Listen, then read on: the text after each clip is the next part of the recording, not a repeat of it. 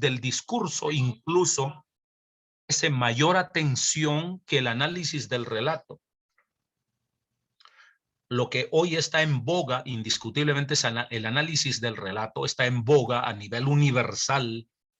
Hoy por hoy el análisis del relato, desde la literatura, desde la filología, desde la semiótica, es vasto, es muy vasto ahora, y es el boom del momento, ¿no? El análisis del relato, porque el análisis del discurso es mucho más antiguo.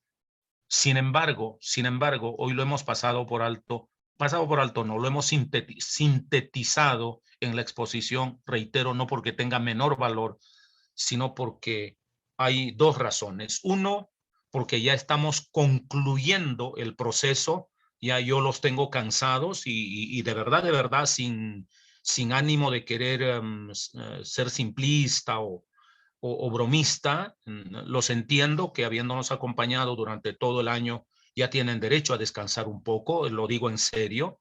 Entonces ya estamos llegando a la etapa de concluir nuestras reflexiones los jueves por este año.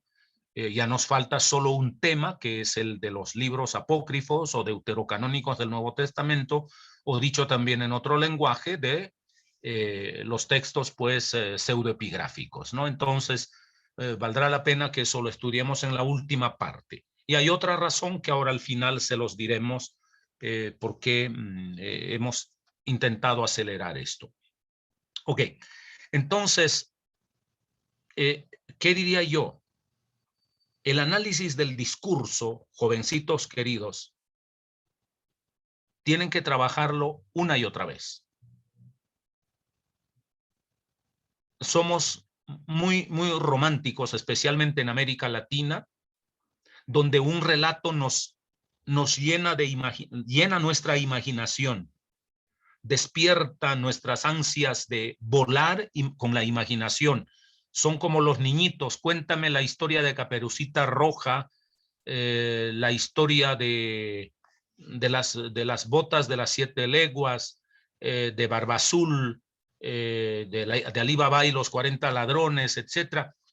Cuando un niño se mete en el mundo del relato, su imaginación vuela de una manera muy fantástica, y ¿qué diría yo? Ese prototipo está en nuestra mente, ese prototipo infantil de hacer volar la fantasía. Por eso los relatos nos atraen tanto. Pero donde realmente están los discursos, donde realmente está la enseñanza, es en los discursos. Está de manera cruda, de manera explícita, a veces el relato siempre es anestésico, siempre ingresa a nuestra comprensión de manera suave, de manera romántica. En cambio, el discurso a veces es agresivo, a veces es directo, a veces es explícito, a veces es sin anestesia. Y por eso es por lo que muchos predicadores prefieren correr a los relatos, a los relatos y a los relatos y a los relatos, porque los discursos no gustan de a mucho. Y hay un escaso análisis, hay una pobreza en el análisis de los discursos, porque lo más estructurado, reitero, está en el Sermón de la Montaña, la esencia del Evangelio, sin quitarle importancia a las parábolas de Jesús, a los milagros de Jesús. La esencia del Evangelio está en el Sermón del Monte. Lo mismo, la esencia del Nuevo Testamento está en la enseñanza de las epístolas. Ahí está la esencia. Si no, no entenderíamos el Evangelio. No se nos olvide que primero se escribieron las epístolas, los discursos. Solo 30, 40 años después de escritas las epístolas, los discursos, surgieron los relatos del Evangelio. Me refiero por escrito, ¿no? Por ejemplo, Tesalonicenses, la que meditamos hace un instante, fue escrito en el año 50. El primer evangelio fue escrito en el año 75. Estamos hablando casi de 25 años después, ¿no? Mateo fue escrito en el año 80 al 85, casi 30 o 35 años después de los discursos del apóstol Pablo, ¿no? Entonces, y el Evangelio de Lucas es cercano a los 90, ya, casi 40 años después de que circularan los discursos. Entonces, quien no entiende eso no va a valorar adecuadamente. Ahora, cuando entramos al análisis del discurso, encontrar las secuencias lógicas es para mentes que se han detenido a leer, que se han detenido a meditar, que no solo saben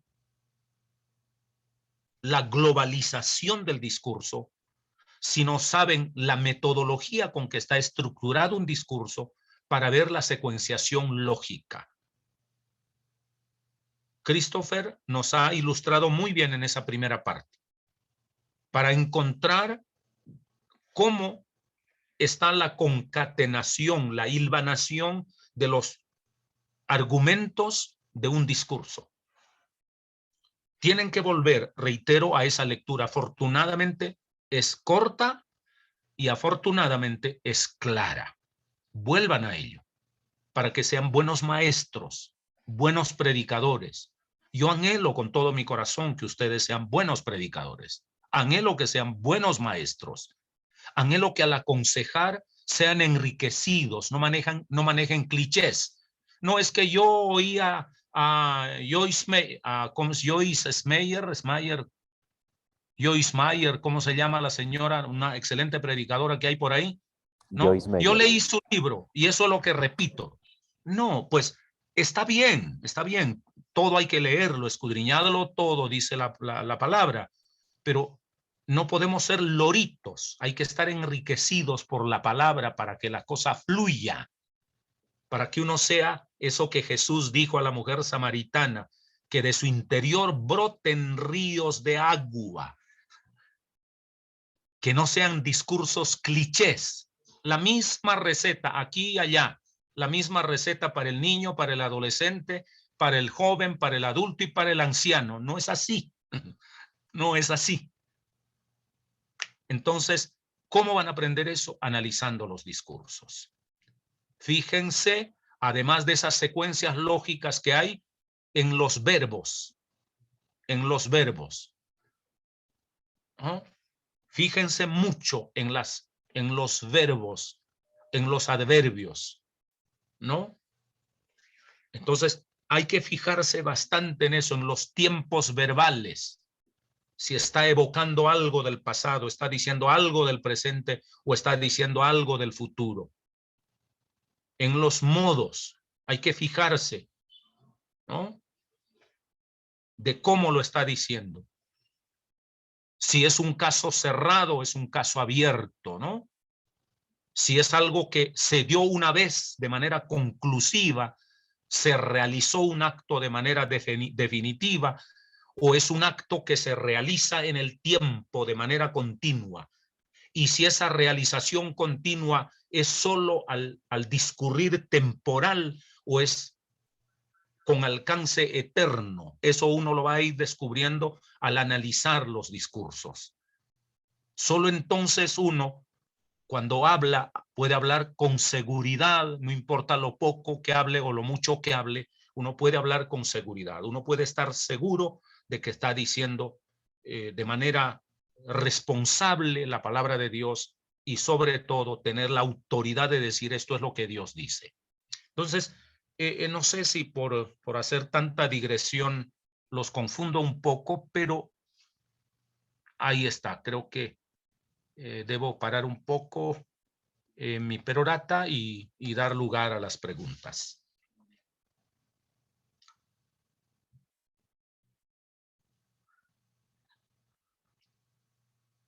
Hablen, por favor.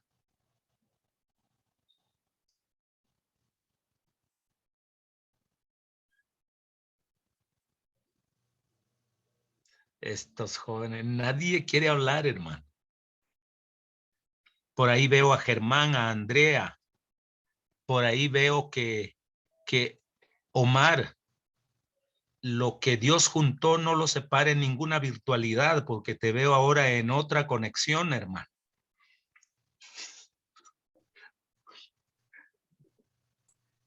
Pastor, es que él escucha mejor en su celular y yo mejor aquí en el computador.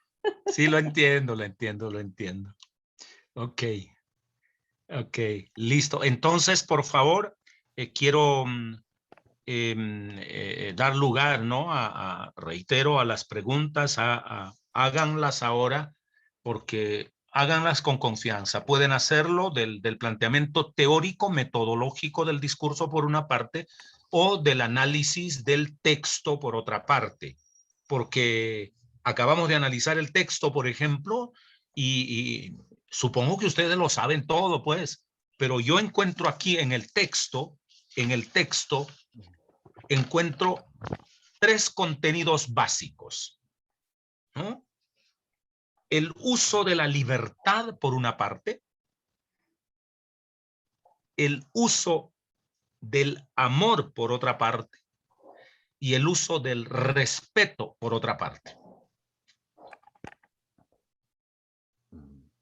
Entonces, de cómo el creyente es libre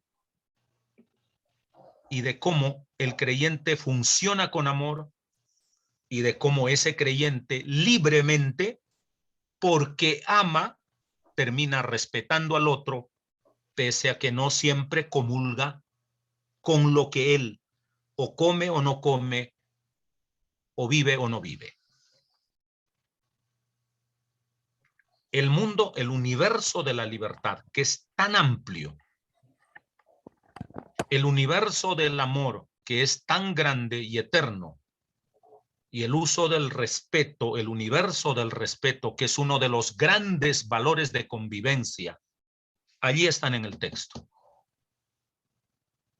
Entonces, ahora, esa libertad está inmerso en una realidad sociocultural, socio-religiosa. El amor se está posicionando en un mundo polarizado entre los que comen y no comen, entre los que tienen la libertad de comer y los que se restringen o reprimen al comer. Y en cómo, teniendo yo la libertad de comer porque soy libre, al enfrentarme con la conciencia frágil del otro puedo decir no, ya no tanto porque no sea libre, sino por el simple respeto que merece el otro, que no es tan hábil como yo, o tan maduro como yo, si se quiere, pues. Maduro de Cúcuta para acá, ¿no? Muy bien. Querido Christopher, Cúcuta es un departamento de Colombia, ¿no? Sí, que colinda con Venezuela, ¿no? No, ¿No? quedémonos en Cúcuta. Ok. Sí, quedémonos en Cúcuta. Nos da más paz eso. Ok. Así es que reitero, pueden hacer preguntas. Este es el momento del proceso metodológico. No hay problema. Aquí pueden preguntar. Lo que no quiero es que fallen el día que enseñen o prediquen o aconsejen. Ese día no se debe fallar, ¿no? Así como los cirujanos. El muchacho que está aprendiendo a hacer cirugía en su especialización tiene derecho a equivocarse porque lo está haciendo o con un ratón o con un congresista, quiero decir con un reptil, ¿no? Me equivoqué otra, siempre los confundo, no sé por qué. Entonces,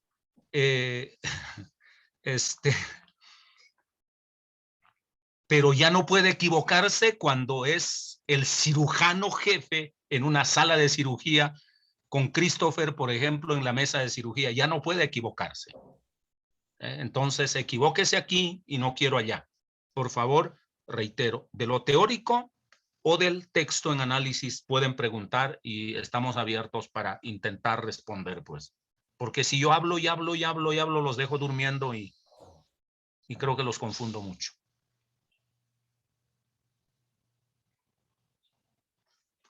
Señor, que Pastor, pregunten, por favor. Bueno, pa- ya contestó el Señor las oraciones. Sí.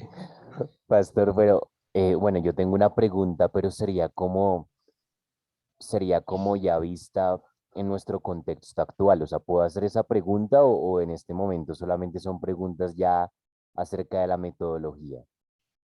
No, dije que podemos preguntar del texto, perdón, de la metodología, de la teoría del relato, del discurso, perdón, como también podemos preguntar del contenido del texto y podemos preguntar del contenido del texto en la época paulina o en la época actual. Indiscutiblemente eso es válido, Ok, porque si eso no se pregunta, pues estamos hablando de algo anacrónico, que eso le importaba únicamente a Pablo y a la iglesia de Corinto y a nosotros nos resbala. No, no es así, porque sí ok, nos toca, y no tangencialmente, sino directamente. ok. Bueno, entonces del texto se puede concluir que el amor a los hermanos, el amor a los demás y la preocupación por su conciencia prima por encima de la libertad personal que concede el conocimiento, ¿verdad? Em, si nosotros lo vemos ya en el contexto actual, si nosotros, digamos, en las iglesias modernas o contemporáneas, utilizamos métodos o formas que generalmente se relacionan o caracterizan más a las juventudes, ¿no? Como el hecho de predicar el evangelio utilizando, digamos, todas las tecnologías y todas las tendencias que hoy conocemos. Pero eso no es aprobado o no gusta mucho para los más veteranos. ¿Cómo debería yo actuar en ese orden de ideas, no? Es decir, para que la conciencia de este hermano veterano que cree que eso es pecado y que sataniza todas estas nuevas formas de anunciar el evangelio diferentes con las nuevas tendencias y tecnologías, ¿me privo de hacerlo o estoy en toda la libertad de hacerlo con tal de no dañar la conciencia de este hermano? No sé si me entendí, si me hice entender en la pregunta. No, la pregunta está clara. Lo que no tengo es claro la respuesta. Elkin, me recuerdas, hace como 120 años, pues yo estaba de novio con la pastora Betty.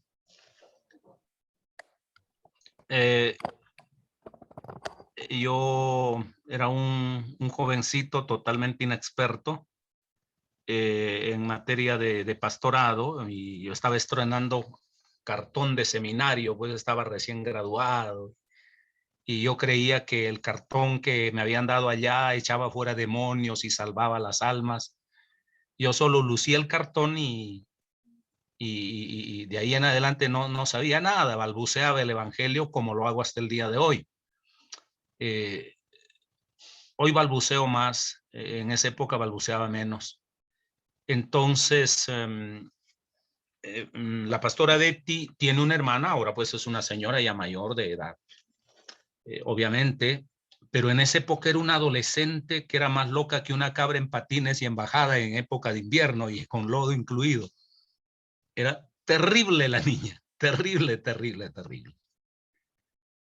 Yo de pastor titular un joven, ella una adolescente, mi cuasi cuñada ya saltando por el templo, y llega un diácono como de 120 años de edad, y al ver a la niña adolescente haciendo un poco de piruetas de un lado para otro, el viejito se puso rojo, se paró allí y comenzó a vociferar, ¿no? A regañar a la pobre niña. Dijo, claro, como aquí no hay una persona con experiencia que ponga orden. Y de remate estaba diciendo, el pastor es otro inmaduro como usted. Pues yo estaba entendiendo, por lo menos eso lo entendía, ¿no? Que la indirecta, la pedrada indirecta que me estaba echando, yo lo entendía. Y en ese instante, la que ahora es mi cuñada, pues la jovencita en ese entonces, agachó la cabeza y se quedó quieta delante del anciano que era diácono de la iglesia, como de 123 años por ahí.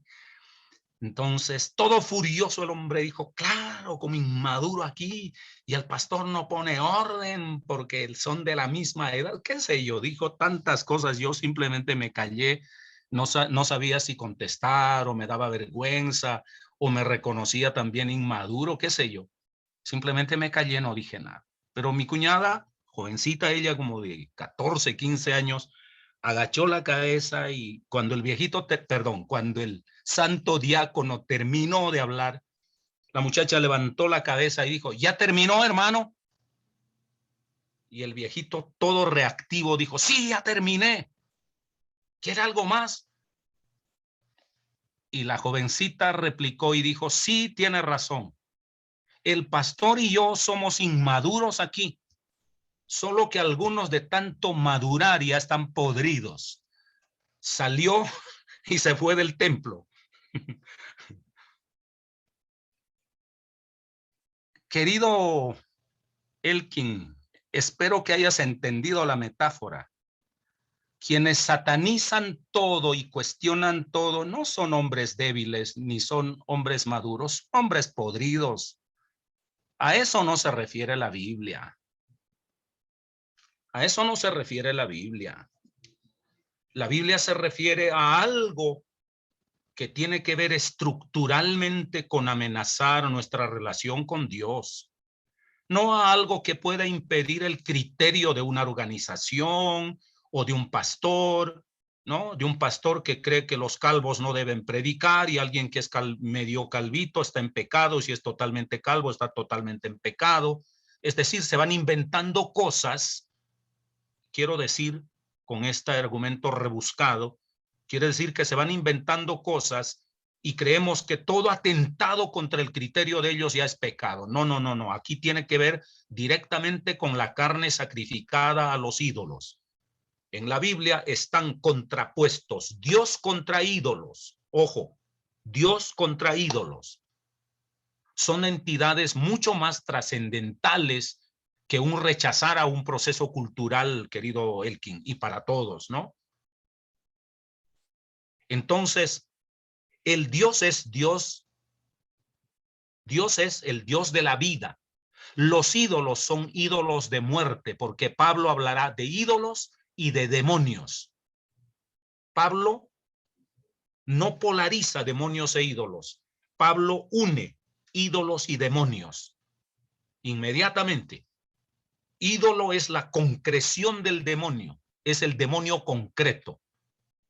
Y el demonio es el ídolo abstracto, trascendente, ¿no?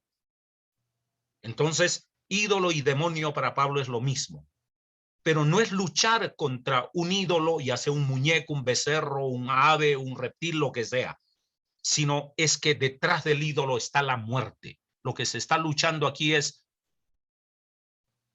cuidado con poner en peligro la vida por jugar con la muerte. Ese será más o menos el mensaje que está detrás de este argumento discursivo. Entonces, la carne sacrificada a los ídolos es tanto como comer carne sacrificada a la muerte. ¿No? Y no me refiero a la muerte folclórica, por ejemplo, querido Chava, a la carne que se sacrificó el Día de los Muertos en México, que aún tienen un culto, creo, a la Santa Muerte o algo así, ¿no? Eso es más folclore que realidad, porque Jesús ya derrotó a todo eso, absolutamente todo eso, ¿no? Es más folclore, sí, puede ofender un poco a la susceptibilidad actual, pero ya no amenaza la eternidad. Eso ya no amenaza a la eternidad, excepto que alguno de manera rebelde haga un pacto pues con el diablo y qué sé yo. Pero así a priori, para nada. Es un folclore equivocado, heterodoxo, allá ellos.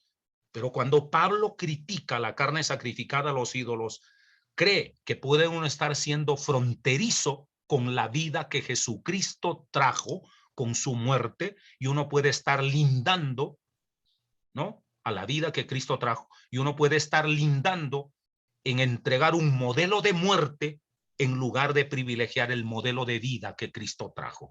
Ese es el temor de Pablo, ese es el temor que está detrás de los ídolos, detrás de la carne sacrificada a los ídolos. Es eso, demonio, ídolos. Pero esta vez decir que detrás de una tecnología se oculte el diablo o es un ídolo de muerte, eso sí ya es una cosa absolutamente rebuscada. A esta altura está decantada tanto por la filosofía como por la teología que todo el arte, toda la tecnología, toda la ciencia es neutral, es absolutamente neutral. Neutral. La ciencia es neutral. El arte es neutral. La tecnología es neutral. No es ni buena ni mala, per se. No es ni buena ni mala. Ahora depende de quién lo use y para qué lo use. Vuelvo a mi ejemplo primigenio. Es como un cuchillo. Un cuchillo puesto en las manos de una buena cocina, ama de casa o de un buen chef. El cuchillo puede picar, hacer buenas rebanadas, buenos cortes de carne, hacer filetes de pescado, filetear bien el pollo. Yo no sé si se dice filetear, pues, pero picar muy bien la verdura, todo eso, ¿no? El cuchillo per se no es bueno ni malo, simplemente es un instrumento, una tecnología, ¿no? Que la persona usa, pero si ese mismo cuchillo cae en manos de un delincuente y mata, no es que el cuchillo sea malo, el que lo usa es malo. Entonces, decir que hoy el arte, la música, el deporte per se es malo, es diabólico, no hay tal cosa, no hay tal cosa. Eso es absolutamente neutro, dependerá del uso que cada quien le dé. Incluso hay impíos que pueden usar la tecnología para el beneficio de la vida y hay creyentes que pueden usar la tecnología para el beneficio de la muerte. Ojo con eso. Leyendo letra menuda, hay mucho mensaje de muerte que se hace en el seno de las religiones. Y a veces hay más mensaje de vida en el seno de las sociedades no religiosas que en el seno de la propia religión. Entonces, no se confunda el miedo fatalista que se escondía detrás de los ídolos, detrás de la carne sacrificada a los ídolos, detrás de los demonios, el fantasma de la muerte, y no solo de la muerte física, sino de la muerte eterna que se escondía para la mentalidad judeocristiana del cristianismo naciente. Entonces, hay mucha diferencia. En el folclore de hoy no se esconde el fantasma de la muerte eterna. Pueda que se esconda el fantasma de algunos asesinos que pueden matar un cuerpo, hasta 10 cuerpos y 20 cuerpos y 100 o 1000 cuerpos, pero ya no pueden jugar con el destino eterno. Cuando Pablo lucha contra los ídolos, está en su mente si estamos lindando en las fronteras de la muerte eterna. Eso es lo que está detrás de esto.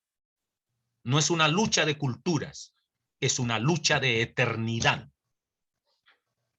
No hay que confundir esas cosas.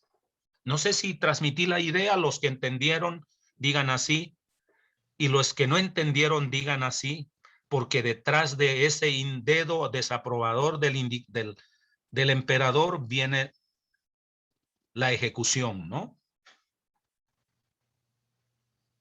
Muy bien. ¿Algo aclaró Elkin o te dejé más confundido de cuando naciste? No, al contrario. O sea, es decir que el problema en cuestión con la carne sacrificada a los ídolos era que podía afectar su relación con Dios y por tanto su destino eterno. Ese era, Exacto. Eso es lo que está detrás. oh, claro, bueno, con esa explicación pues ya se entiende muchísimo más porque uno puede llegar a pensar que es un aspecto puramente cultural, ¿no? Pues, No. Es mucho más que eso. Aquí mucho hay más. reflexiones trascendentes. Hay mentalidades fatalistas que cualquier acción determina el estado eterno de las personas. Y fue eso lo que Cristo vino a erradicar, obviamente. Jesucristo viene a erradicar esa mentalidad fatalista que toda acción humana tiene repercusión eterna. ¿No? No hay tal cosa. Ok, No hay tal cosa. ok. Listo, Paz. Gracias.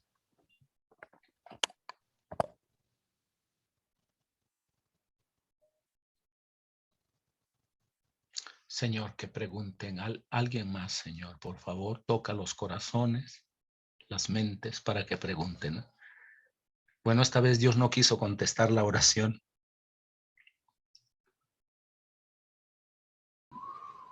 Pastor, Bueno, Chava. creo que Dios contestó dos oraciones. A ver, Chava. Buenas No, noches, Chava. Buenas noches. hola, buenas noches a todos. Perdón que con el cambio de horario ahora me fue más temprano, pero creo que voy a aguantar un poco más de clase, así que me vino bien el cambio. Gracias, Chava, gracias. Solamente, Cuéntanos, Chava. gracias. Solamente ahondar un poco en el comentario justamente del folclore, de la tradición, porque, bueno, si bien en este texto que acabamos de leer habla acerca del cuidado de los más pequeños, ¿no? Del cuidado de estos inmaduros en la fe, de alguna manera, y no viéndose uno, claro, no siendo uno el medidor, no siendo uno el posicionándose desde arriba, sino pues siempre con esa humildad, ¿verdad? Pero me hace mucho ruido porque con gente, por ejemplo, Te aquí en estoy México. escuchando. Continúa, Chava, Sí, continúa. gracias. Con gente aquí en México, por ejemplo, con gente que no es cristiana o que no conoce y que pregunta sobre estas festividades y eso, bueno, nos pasó a mí, a mi esposa, de manera justo preguntándonos es esa cuestión, ¿no? De que, bueno, ustedes como cristianos, ¿qué hacen, no? ¿Celebran? ¿Comen pan de muerto? ¿Participan? ¿Y por qué? Porque era la invitación hacia el juntarnos y con esta familia que no conoce de Dios, pues poder pasar un tiempo no tanto de celebración, sino simplemente juntarnos y comer, ¿verdad? Y compartir el pan, sin un pan que obviamente no era dedicado, un pan que obviamente no era. Y para nosotros esta familia está siendo una especie de, pues de poder compartir nuestra fe a lo que nosotros creemos que está funcionando, porque tampoco hemos llegado a bibliazos, ¿no? Y tampoco hemos llegado a condenarles. De hecho, bueno, ha sido muy extraño y Dios creemos que en su manera, en su forma, en su soberanía lo ha permitido. Pero me hizo mucho ruido como esta parte del pensamiento inmediato hacia lo que podemos o no podemos, hacia lo que como cristianos está bien o está mal, hacia lo que como hijos de Dios o como creyentes o como personas que vamos a las iglesias podemos hacer o no hacer. Y todo se termina o se reduce a una lista de cosas, ¿verdad? Que pareciera que es una lista interminable. Y bueno, termino mi comentario porque creo que como cristianos, si nos reducimos a una lista, si nos limitamos a listas, a lo que es a lo legal, creo que es un cristianismo bastante, voy a decir esta palabra, infeliz, ¿sí? Ingrato aún, porque vivimos limitándonos de todo en cuanto. Y si lo podemos voltear y en vez de ver lo que no podemos hacer y disfrutar de aquello que sí podemos hacer, creo que cambia mucho la perspectiva y yo les decía, bueno, realmente no es que no podamos comer, no es que no podamos asistir, no es que no podamos disfrutar, simplemente hay una convicción, pero el compartir el pan, el tomar un chocolate juntos, el poder sentarnos a la mesa y poder compartir de diferentes formas, creo que lo podemos hacer, ¿no? Y creo que ahí hay un cambio de perspectiva entre lo que podemos, lo que no podemos y lo que realmente produce placer o placer en nuestra vida como cristianos, ¿no? No, sería más una aportación por ahí en este sentido. Chava, yo sé que en México hay el famoso pan de los muertos, que además dicen que es muy delicioso, porque es preparado de una manera muy especial. No recuerdo muy bien si en mi infancia algo de eso se practicaba allá en la tierra donde yo nací. No me acuerdo mucho, pero me parece que algo de eso había. No sé si eso es una cultura propia de allá, de la tierra mía, o fue aprendida de México. No lo creo. Me parece que allá también hacían algo de eso. Ok. Pero eso no es lo que importa. Yo quiero ir un poco al fondo, al texto, ¿no? El apóstol Pablo, paradójicamente,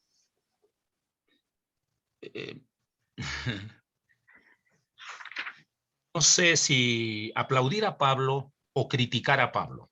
Yo, a esta altura. Aplaudo lo concesivo que es.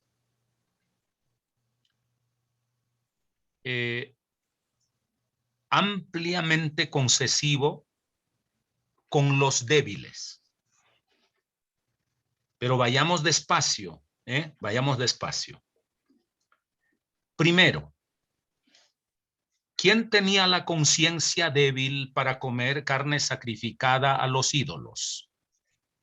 ¿Quién? ¿Los griegos, los romanos o los judíos? Contesten. Los judíos. Bien. ¿Quiénes eran los mayores en la fe?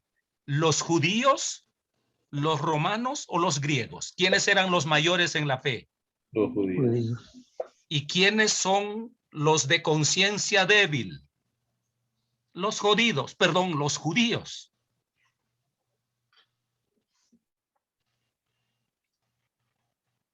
A mí me da ganas de apedrear a Pablo por su gran concesión a quienes debería haberles exigido, a quien tenía que exigírsele.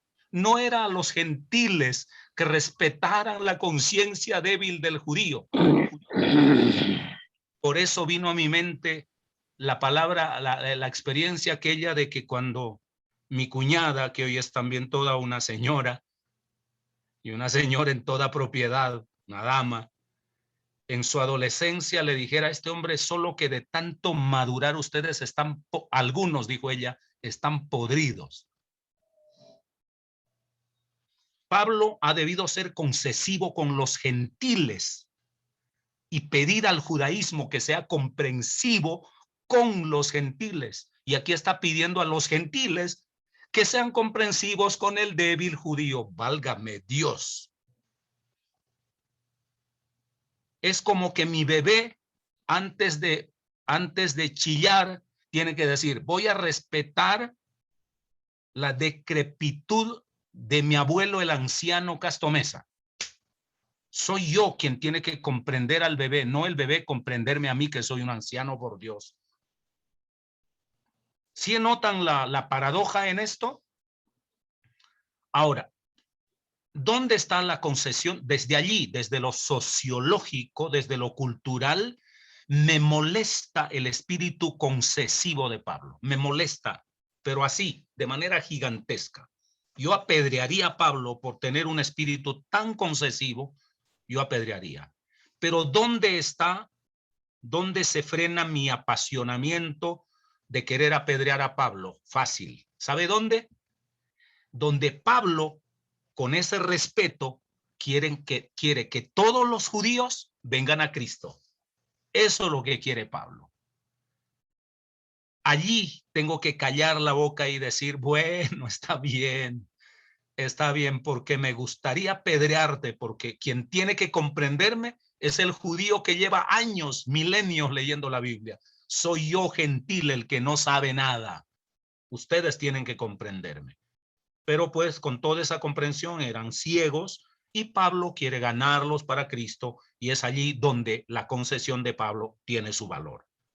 Entonces, es esa la razón por la que si leemos en letra menuda, eso es lo que está en la mente del apóstol Pablo. Por eso Pablo dice en Romanos, por ejemplo, 9, 10 y 11, dice, yo quisiera ser desechado de la gloria de Dios con tal de salvar, así sea, a un judío, a uno más de mi raza, dice él, ¿no? Significa que tenía tantas ganas de salvar al pueblo judío, de traerlos a Cristo Jesús. Pero él mismo después tiene una revelación y dice, todos los judíos finalmente van a ser salvos, y de esto también ya hablé yo cuando pasamos por allí en días atrás. Entonces, eso es lo que está detrás, y allí es donde viene pues la carne kosher, por ejemplo, en donde la carne kosher significaba que la vaca o el cordero o el cabrito o las aves limpias o puras, más bien, sí, las aves limpias, que consumían como carne los judíos, tenían que ser criados en las granjas, en las parcelas, en los ejidos, en los terrenos de los judíos, controlados por ellos. Y después ser sacrificados hasta quitar la última gota de sangre.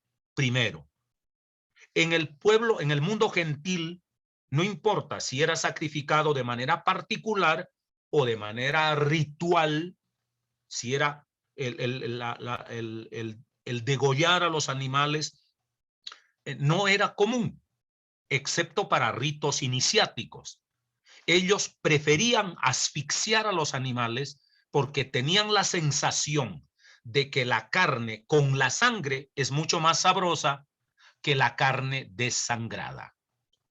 De allí que hoy la morcilla le parece rica a mucha gente, porque es sangre, es sangre, ¿no? Y es sangre de cerdo, de remate.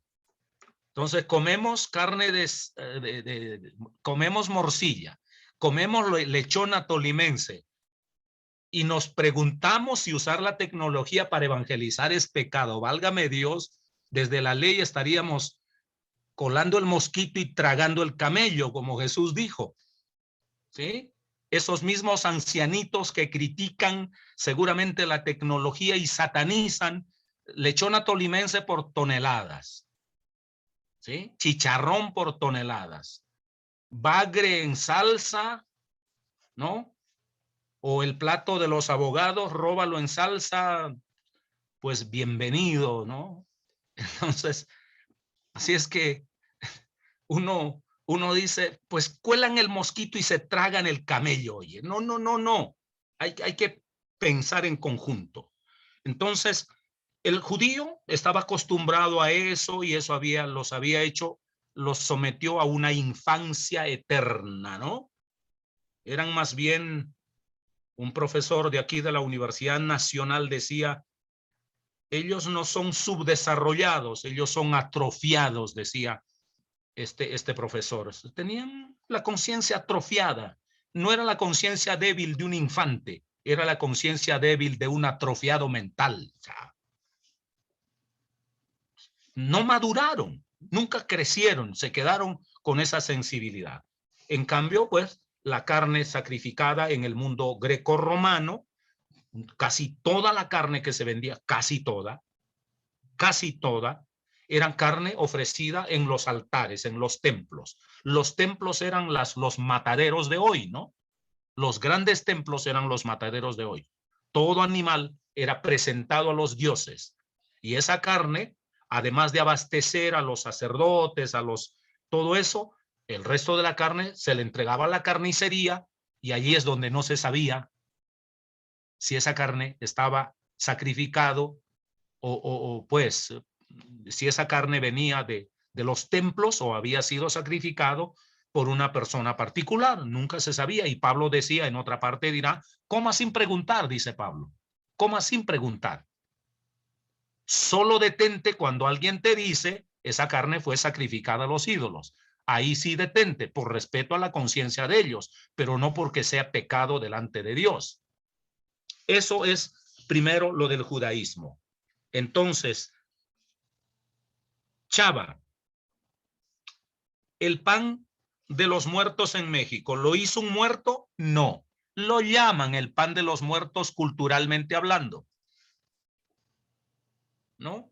Claro. Pero ¿hicieron el rito de consagrar a los muertos? No. No. No. Hicieron un pan. Pues bien, ahora léanme en Colosenses capítulo 2, versículos 15, 16 y 17. Y Colosenses dirá, en comida, en bebida, en días de reposo, en lunas nuevas, en festividades, nadie los juzgue. El que come, come para Dios, y el que no come, no come para Dios. Nadie los juzgue. Eso dice el Señor. Eso dice la palabra. Ahora, alguno puede decir, pero acabas de decir que Pablo a veces es motivo de resistirle un poco. Sí, estoy de acuerdo. Por eso voy a ir a Cristo. Primero, ojo, primero.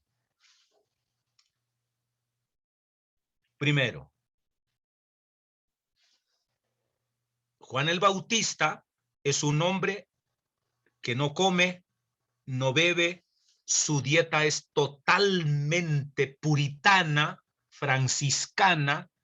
Bueno, no franciscana porque él se habría mandado a asesinar, se habría suicidado Juan el Bautista si hubiese conocido a San Francisco, pero pues vivía al estilo franciscano para nuestro lenguaje, ¿no? Con la miseria y la pobreza franciscana.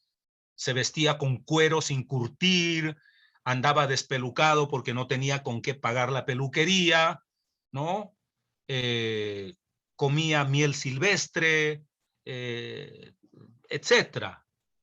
Y Jesús llega y él sí va y bebe vino, come con publicanos, con pecadores, dice la Escritura, por cuya razón todos le rechazaban. Querido Chava, aquí estos jóvenes, todos los demás pueden cerrarse el oído y dormir como lo está haciendo Magnolia, pueden dormir todos mientras yo digo estas cosas. No me apaguen el computador, solo duerman. Entonces, mientras yo a Chava le digo esto, Chava, las comidas a las que Jesús asistía tenían 3 momentos. Uno era el momento de sentarse a la mesa, de bendecir el pan, de santificar el vino y la mesa. Eso era la primera parte. La segunda parte era la comida especial que se servía en las festividades a las que Cristo era invitado con publicanos y pecadores. La tercera parte es lo que se llamaba el simposio, donde se tenía obras de arte, danzas, bailes, tomar vino. Es en esa tercera parte donde Jesús, por ejemplo, en las bodas de Caná, multiplica el vino. No a la hora de bendecir la mesa, ni a la hora de sentarse en la mesa y comer, sino a la hora de beber, de danzar y de bailar. Y Jesús tranquilamente se quedaba con publicanos y pecadores. Y allí llegaban, querido Chava, ahí llegaban artistas, juglares, ¿cómo se llama? Estos declamadores, danzarines profesionales. Fue allí donde una mujer de dudosa reputación se le acerca a Jesús y toca la piel de Jesús con insinuaciones y con ritos eróticos, el que Jesús con sabiduría, en lugar de canalizarlo por el erotismo, lo canaliza por la espiritualidad.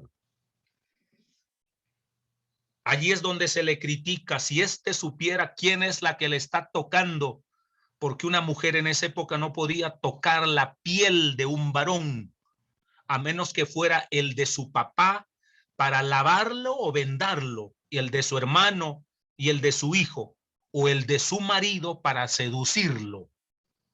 Jamás una mujer tocaba la piel de un extraño, excepto para seducirlo sexualmente. Y es en esa tercera parte en donde esta mujer se le acerca a Jesús.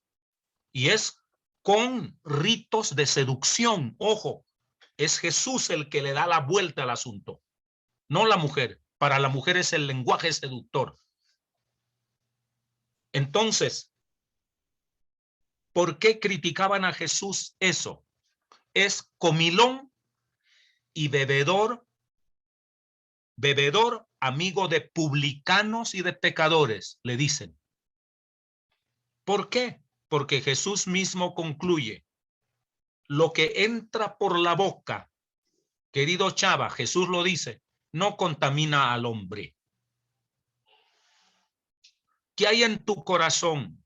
Si en tu corazón hay idolatría, si en tu corazón hay rechazo de Dios, no importa que comas comida kosher, tu vida está mal. Pero si en tu corazón está Dios, no importa que asistas a un banquete de esos, lo que entra por tu boca no te contamina, dicho por Jesús.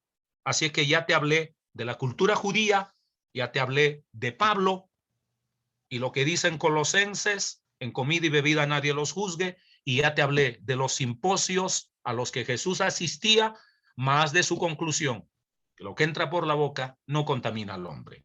Así es que no hay nada que temer, pero tendremos siempre a los débiles allí. Entonces, pues hay que decir, bueno, si me invitan prudentemente yo como y ya, justificarlo de alguna manera con el debido respeto. Uno debiera decirlo, no seas sapo, no seas metido, ¿quién te ha llamado a ti? Lárgate de aquí. Debería decirle uno en derecho propio, para que no sean sapos y no se metan. Pero pues la Biblia nos enseña a respetar. Ese es el amor que la Biblia dice que hay que tener. Ese es el respeto que hay que expresar. ¿Listo? No sería más de mi parte. Los filtros, ¿no? Ojo, los filtros. Creo que el filtro está aquí de manera implícita en el texto. A Dios lo respeto, no lo respeto por miedo ni por normas, sino por la vida eterna. Mi primer filtro es Dios. Ofendo con esto a Dios y pongo en riesgo mi vida eterna. Si la respuesta es no, tengo libertad de actuar. Afortunadamente la Biblia es clara en eso y me da libertad. En segundo lugar, es el amor al prójimo. Es esa responsabilidad ética con el otro, en donde debo actuar con respeto al otro. Ya no se trata de mi destino eterno, sino de convivir en paz con el otro. Así de sencillo, relación fraternal. Y en tercer lugar es respetar mi propia conciencia y la conciencia del otro. Pueda que no esté quebrantando la ética social del mundo en que vivo, pero de pronto estoy hiriendo su conciencia, en cuyo caso debo retraerme un poco. Entonces se va desde lo teológico, lo sociológico, hasta lo psicológico. Se va así. Se parte de Dios, de la sociedad y de la psicología particular de cada individuo, ¿no? Pero la psicología particular, pues no siempre es de toda la sociedad, eso es de unos cuantos. Y con ellos es que hay que ser concesivos y tolerantes. Estoy de acuerdo. No sé si transmití la idea. Por lo menos, Chava, los otros están durmiendo con derecho propio. Gracias, Chava. Despierten ya. Sí. Listo. Muchas gracias, pastor. Gracias por enriquecer el comentario. Pastor, una pregunta. Buenas noches, compañeros, Hola, amigos, compañero. Buenas noches, compañero bolivariano. camarada. Camarada bolivariano, ok. El texto hace mención varias veces hace referencia a la palabra conocimiento. 1, 2, 3, 4, 4, 5, 6 veces. Este conocimiento se limita netamente al conocimiento de la escritura Torá y explicación de la misma, o hace también referencia al conocimiento, a otros tipos de conocimiento.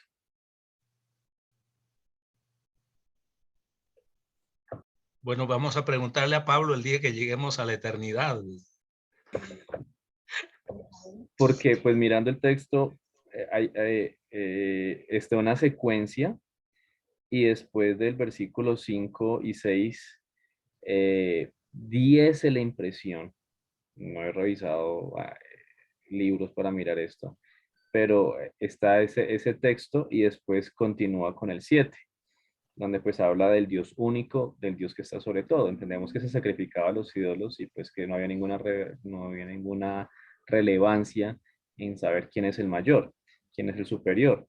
Pero no sé, di esa impresión como ese salto, 1 y 2, 3a y pasa al 7, donde al final del 13, del 12, pues menciona a Cristo, y en ese intermedio, pues se menciona que, y un Señor Jesucristo, pues habla un poquito pues de Dios Padre, de Dios Hijo, el cual ha sido que da todas las cosas.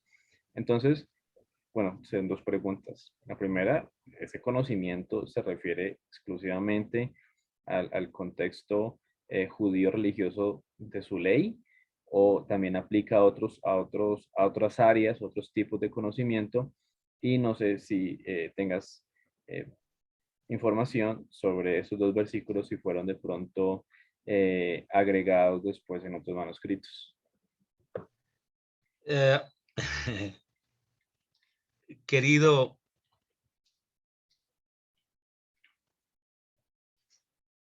indiscutiblemente,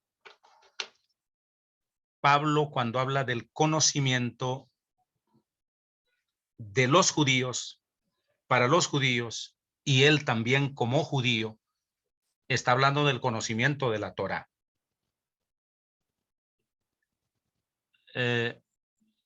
Ahora, ese conocimiento puede ser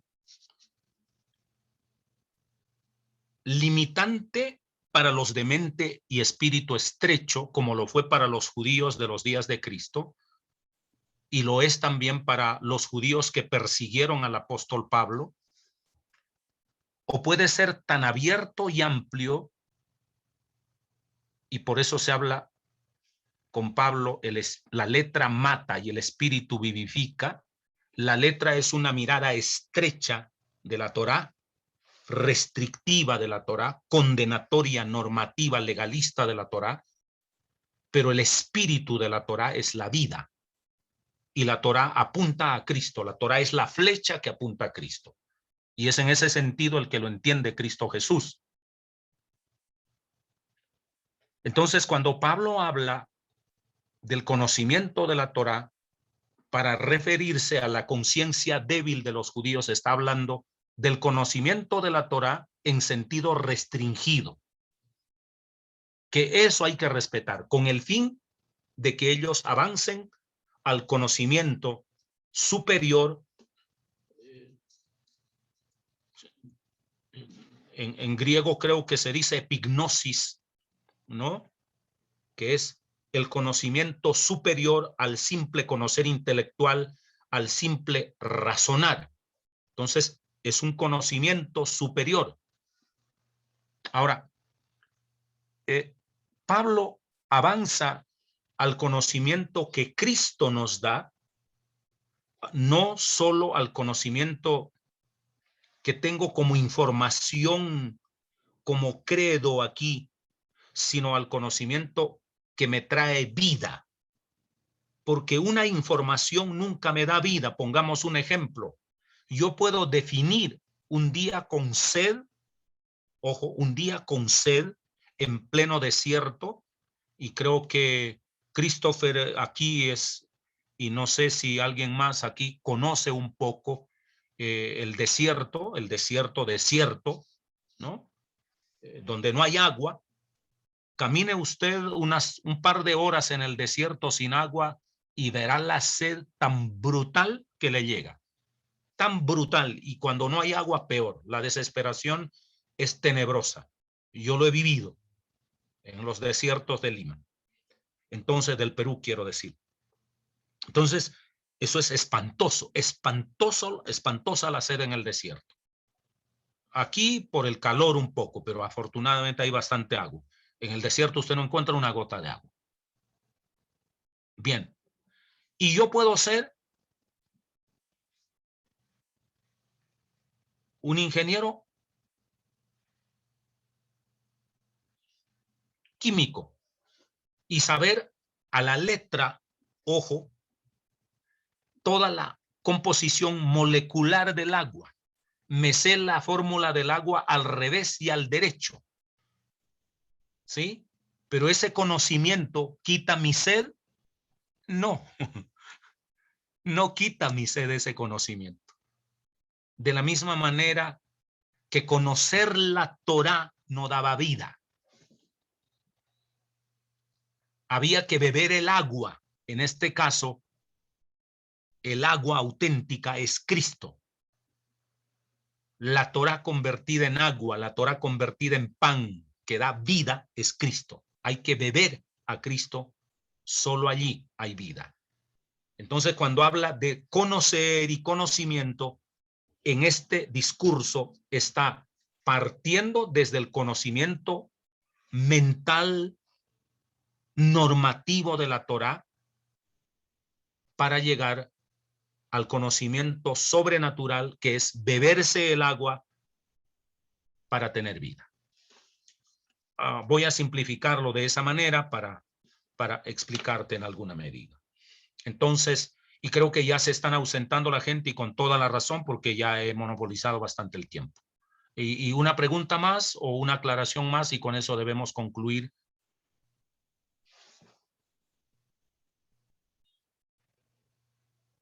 Listo, hasta él quien ya se fue a dormir, ¿sí ve? Germán no dio la cara, Omar tampoco. No sabemos cuán bello es. La única que sigue creyendo que Omar es bello es Carmen. ¿Hasta qué punto este texto ha condicionado a muchos líderes bajo la frase no hagamos esto por el que dirán? Y se ha coaccionado de pronto muchas libertades y afectado el desarrollo de muchas familias e hijos de pastores, por experiencia propia, también lo digo, por ese religiosidad importada norteamericana, la cual no hay que ser, se articulaba con el piedra de tropiezo, no hay que ser piedra de tropiezo. Entonces, No nos testifiques que tú fuiste piedra de tropiezo. No nos digas, no nos cuentes eso. También pudo ser posible. Lo más seguro es que sí. Entonces, este texto yo creo que también se ha maltratado en ese sentido, ¿no? En la parte formativa para llevar culpa, donde pues aquí se menciona esa palabra pecado al final, pero no es una frase, no es no lo veo como un concepto de algo terrible, sino un concepto de que estás haciendo que el otro se confunda más, ¿sí? Claro, claro. Entonces, pero yo sí lo he vivido y lo he visto y es un daño que sufre mucha gente y también se disipula con este texto el látigo, diciendo, mira, entonces se cohíbe y se genera entonces un ritualismo, una doble ética y se puede también, se hace y se ha hecho daño. Pero me llama la atención, no es pregunta, sino que es bonito, pero si alguno ama a Dios es conocido por él. Entonces, como Dios lo conoce, Dios conoce la conciencia, debe estar tranquilo en relación a lo que hace, puesto que hay transparencia en los actos. Me gustó esa parte. Ya, quería mencionar lo primero y lo segundo que me parece muy, muy restaurador, muy bonito. Benjamín, mira, de manera genérica, todo mal que me causo a mí mismo o todo mal que yo causo al otro siempre será pecado, de manera genérica. Pero de manera específica, si uno quiere segmentarlo, retrotrayendo un poco el lenguaje de Juan, de Primera de Juan, hay pecados, dice, que no son de muerte, por los que digo que hay que orar. Y hay pecados que son de muerte, por los que digo que ya no hay que orar. Ya no hay esperanza para los que han cometido pecado de muerte, dice Juan. Y se refiere precisamente con el pecado de muerte a abandonar a Jesucristo, ¿no? A renunciar explícitamente a Jesucristo para volverse a las prácticas de la ley, o para, renunciando a Jesucristo, creer que el simple conocimiento intelectual, volviendo al ejemplo que pusimos, que el simple saber la fórmula química del agua sacia mi sed. Yo soy un ingeniero químico y yo me sé la fórmula del agua al revés y al derecho. Pero eso, reitero, ese conocimiento no quita la sed, por Dios, hay que beberse el agua, ¿no? Entonces, cuando la Biblia habla de pecado, en sentido genérico se refiere al pecado psicológico que yo puedo tener, al pecado social que yo puedo tener, al pecado cultural que yo puedo tener, o al pecado que aniquila mi relación eterna con Dios. El único pecado, a eso se llama en derecho penal, Omar lo sabe, que es un delito calificado. Un delito calificado. Por ejemplo, el cohecho no es un delito que cualquier ciudadano lo comete. Un cohecho solo lo comete un funcionario público.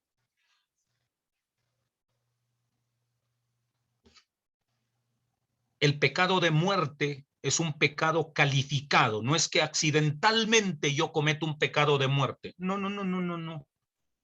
Eso es una renuncia consciente, calificada por o volver al legalismo judío o para volver al simple conocimiento mental que los gnósticos practicaban en esos días, volviendo al ingeniero que se sabe la fórmula química del agua.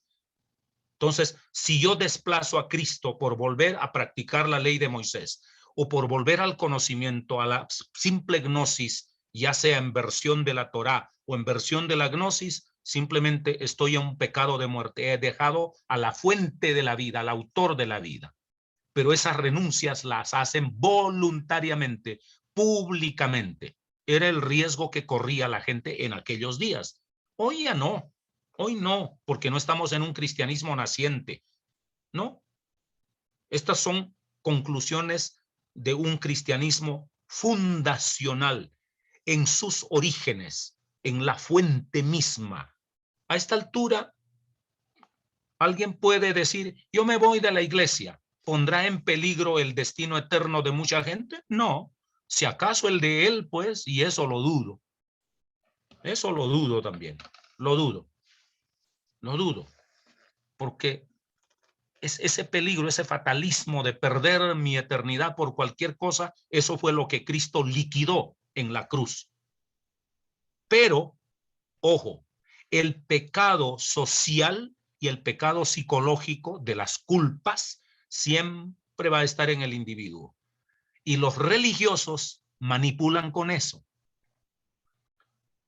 Toda falla ética, cualquier vacío ético, ya sea de un creyente, ya sea del hijo, del vecino, o del hijo mío, o del hijo del peor, si es hijo del pastor. Entonces, con cualquier error de la vida, ya le estamos vendiendo de que su destino eterno está en peligro. No, no hay tal cosa. Eso es el pecado que no es de muerte, eso es el pecado social, que seguramente social y culturalmente comete imprudencia, se ha equivocado más de una vez, de pronto ha dado un mal ejemplo, ha hablado mal, ha actuado mal, le ha hecho daño a alguien. Es probable, pero eso es un pecado social, no es de muerte. ¿Transmito la idea?